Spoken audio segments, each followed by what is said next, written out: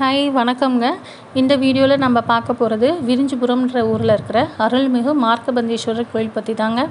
இந்த கோயில் வேலூர் மாவட்டத்தில் இருக்குது. வேலூர்லேருந்து ஒரு 15 கிலோமீட்டர் தூரத்தில் இருக்குங்க. சேலம்லேருந்து 213 கிலோமீட்டர் ஆகுங்க. ஒரு 3 மணி நேரம் 45 நிமிஷத்தில் நம்ம கோயிலுக்கு ரீச் ஆகிடலாம். இது ஒரு அழகான சிவாலயம். திருவாரூர் எப்படி தேர் அழகுங்கிற மாதிரி திருவிரிஞ்சை மதில் அழகுன்னு சொல்கிறாங்க. அந்த மாதிரி பெரிய பெரிய மதில் சுவர்களால் கட்டி ஒரு கோட்டை மாதிரி இருக்குங்க கோயில். இந்த கோயில் ஒரு 1400 வருடம் பழமையானதுன்னு சொல்கிறாங்க. இங்கே அழகிய சிற்பங்களோடு அமைஞ்சு பெரிய பெரிய மண்டபங்கள் கட்டியிருக்காங்க. விஜயநகர பேரரசு காலத்தில் கட்டப்பட்ட கோயிலுங்க இது. இந்த சிம்மக்குளம் ரொம்ப விசேஷமானது. இறைவன் மார்கபந்தீஸ்வரர், வழிகாட்டிநாதர், வழித்துணைநாதர்னு சொல்கிறாங்க. அம்பிகை மரகதாம்பிகைங்க. இங்கே பிரம்மா சிவனை வழிபட்டு சாப விமோசனம் கிடைச்ச இடம்னு சொல்கிறாங்க. இந்த லிங்கம் சுயம்பு லிங்கமாக காட்சி தராரு. லிங்கம் வடகிழக்கு திசையில் சிறிது சாய்ந்த நிலையில் இருக்காருங்க. தல விருட்சமாக பனை மரம் இருக்குங்க. நான் பனை மரம் இந்த மாதிரி இப்போ தான் ஃபஸ்ட்டு தல விருட்சமாக பார்க்குறேன். இது வெளிப்பிரகாரத்தில் ஏரம்ப விநாயகர் தரிசனம் பண்ணிவிட்டு உள்ளே போகிறோம். உள்பிரகாரத்தில் தான் பனை மரம் தல விருட்சம் இருக்குது. இந்த தலை விருட்சம் பனை மரம் ஒரு வருஷம் வெள்ளையாகவும் காய்க்குங்களாம். அதே அடுத்த வருஷம் கருப்பாக காய்க்குது அப்படின்னு சொல்கிறாங்க. இங்கே சிம்மக்குளம் தீர்த்தம் ரொம்ப விசேஷம். பிரம்மக்குளம்னு ஒன்று இருக்குது, சூரிய தீர்த்தம்னு ஒன்று இருக்குது. இங்கெல்லாம் வழிபட்டுட்டு நம்ம தரிசனம் பண்ணோம்னா நம்ம சாபமும் விமோசனம் கிடைக்கும் அப்படின்னு சொல்லப்படுதுங்க. பிரம்மாவிற்கு சாப விமோசனம் கிடைச்ச கார்த்திகை மாதம் இறுதி ஞாயிறு, அதை கடை ஞாயிறுன்னு சொல்கிறாங்க. இங்கே மகளிர் ஈர ஆடையுடன் நீராடி பின் விரிஞ்சிபுரம் வழித்துணைநாதர் ஆலயத்தில் அமைஞ்சிருக்கிற மகா மண்டபத்தில் உறங்குறாங்க. இவர் தான் மார்கபந்தீஸ்வரருங்க. சுற்றி இருக்கிற சன்னதிகள் நாங்கள் தரிசனம் பண்ணிவிட்டு வரோம்.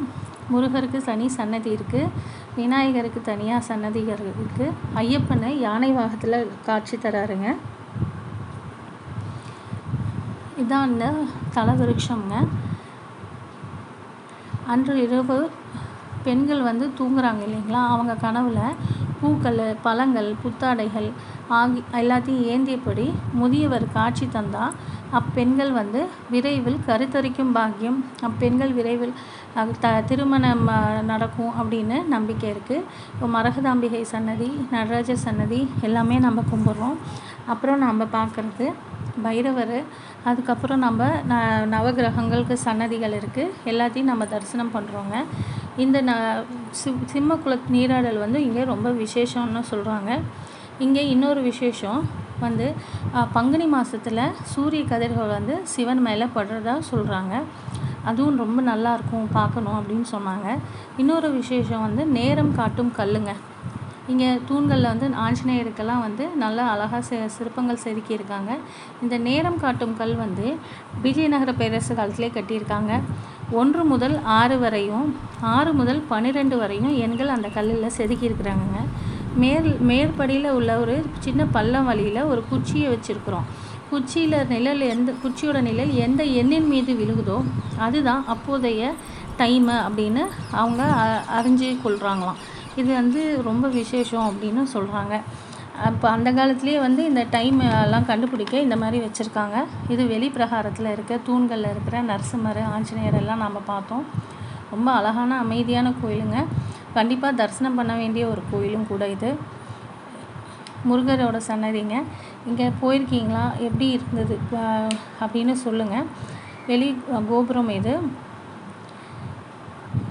மரகதாம்பிகை சன்னதி, மார்கபந்தீஸ்வரரை நாங்கள் தரிசனம் பண்ணிட்டு வந்துட்டோம்.